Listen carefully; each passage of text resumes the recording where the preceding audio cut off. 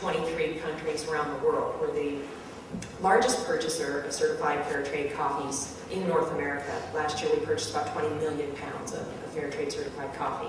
And we obviously have many outlets to promote the fair trade brand. We have worked on community development projects throughout the world, things that we don't talk very much about.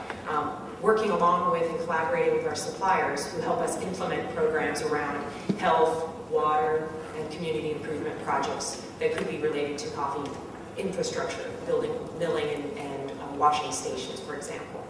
Last year we contributed about $1.5 million that benefited more than 55,000 farmer families to coffee communities where we do business. And I should say that money is generally matched by our suppliers, so that money even goes farther because that's only our side of the contribution, but there's more that's done. We don't actually get on the ground and do the work, but usually hire locally, and the supplier hires locally to give jobs and give benefit within that country. We also contribute to loan funds. These are managed by non-governmental agencies, including the Calvert Foundation, Conservation International, and their Verde Ventures Fund, as well as Root Capital. We're the largest contributor to Root Capital's portfolio. We've contributed or promised $7.5 million. And recently, this last year, we promised $1 million to expand beyond coffee into cocoa as well in East Africa. So those are ways for farmers to have access to capital that they normally don't have access to because they don't have the collateral. So a Starbucks coffee contract becomes the collateral, and someone can have pre-harvest financing and be able to make infrastructure improvements as well through some of the loans that we have now. We have a farmer support center we invested in. It's an agronomy center, but it's a farmer support center designed to work and collaborate directly with farmers on the ground. We opened our first one in 2004 in San Jose, Costa Rica. A majority of the world's supply of coffee comes from Latin America, so we thought it best to situate ourselves centrally and be able to have conversations, continue to improve our practices and understanding of what it takes to grow coffee, as well as to share best practices in coffee farming and milling practices to improve the environment as well. We plan to expand farmer support centers in the various regions where we buy coffee. Most notably, by the end of this calendar year, we expect to implement and open a farmer support center in Ethiopia, and to have a coffee cupping laboratory set up there to be able to bring coffee cupping to farmers who don't normally have access to that. And then lastly, I want to talk about cafe practices. It's a really comprehensive set of purchasing guidelines. There are buying guidelines, but there are also growing and processing guidelines designed to measure the level of compliance against social and environmental indicators in coffee farming and milling. So we implemented those actually as a start as a preferred supplier program in 2001.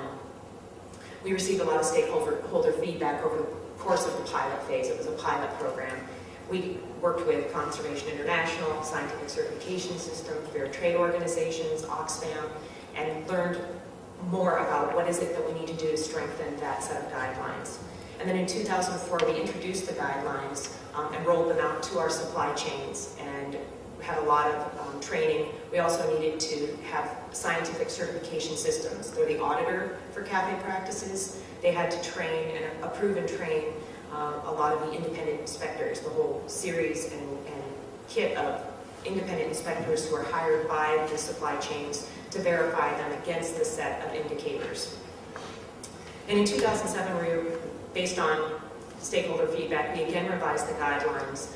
We improved them and strengthened them to make them more rigorous, to make them more objective, so that they're easier to understand. A comprehensive set of guidelines, they're challenging to meet. That is what we've been told, is these are challenging, but we're clear about what are the expectations. So we feel very good about where we've landed with cafe practices thus far. Last year in 2007, more than 60% of our coffee supply was purchased from cafe practices approved suppliers. And we expect by 2013 that 80% of our supply of coffee will be purchased from cafe practices approved suppliers, with a long-term goal of trying to reach 100%, recognizing with new markets and new players in learning about the guidelines, we might not be at exactly 100%, but we would really like to get to that place where all of the coffees that we buy is purchased under and grown under exemplary social and environmental conditions. So that's a quick snapshot into Starbucks, and I look forward to our discussion in a few minutes. Wow. Joe Whinney with Theo Chocolate, and how many people here know Theo? Oh, good. Well, so those of you who don't, and I'm glad that some of you do, I hope you like the chocolate. We started making chocolate for sale in February of 2006, and we're one of only about a dozen companies in the whole country that actually make chocolate from cocoa beans. And I started the company, I've been in the cocoa industry for a number of years, but before that I was a conservation volunteer in Latin America, and I saw that social and environmental degradation really are economic issues. And I felt that I wanted to change the world, and I wanted to do it through chocolate. It's a wonderful product that most people love, but more importantly, it's grown all around the world. And there seemed to be a real opportunity. One of the other things I had noticed was that the Charlie and the Chocolate Factory story is such a popular story because nobody knows how you go from cocoa beans to this incredible, sensual, delicious stuff. You know, I mean, it's something. And we don't know where cocoa comes from or how it grows or who grows it. You know, there's this giant mystery, and we just want to crack that wide open. And we want to do that because I think, eating is one of the most intimate things you can do, and don't you want to know where your food comes from and who grows it and how it's made? I mean, that's a really special connection. So if we can help to, bring those stories of the producers and what they grow, bring that closer to you and to the other consumers, then hopefully everyone benefits. And so here's the interesting thing for us about fair trade is that just because a product says that it's fair trade or organic, you might try it once, but if you don't like it, it doesn't taste good, you're not going to buy it another time. And so there has to be a quality element associated with this that really makes a difference.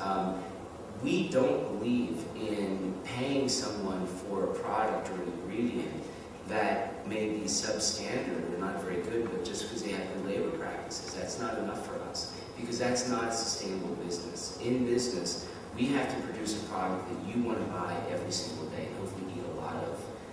Chocolate's actually pretty good for you, sorry.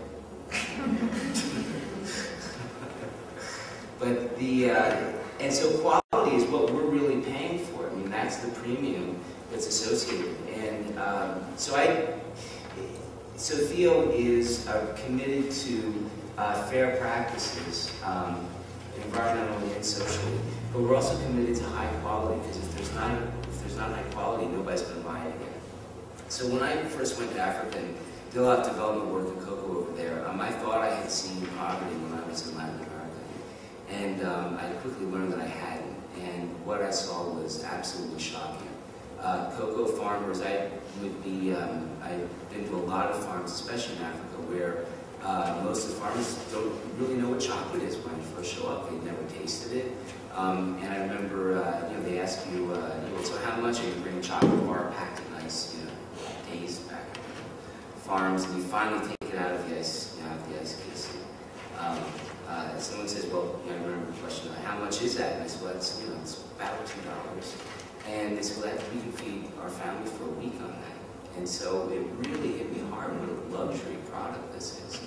And if it's a luxury product, why are these farmers in such really abject poverty?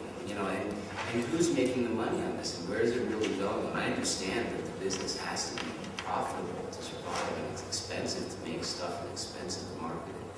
But what is it where's the missing link? And the missing link, for me at least, is the fact that we have, as a society, done a fabulous job of commoditizing chocolate. It's brown and sweet and cheap, and that's the expectation. And we're enjoying this on the backs of the people who grow this. Don't get mistaken about that.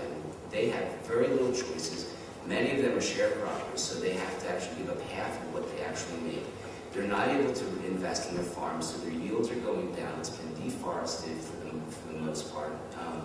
It's just, as vendors, they're financially not solvent. And so the interesting thing is, it's really the special agricultural crop.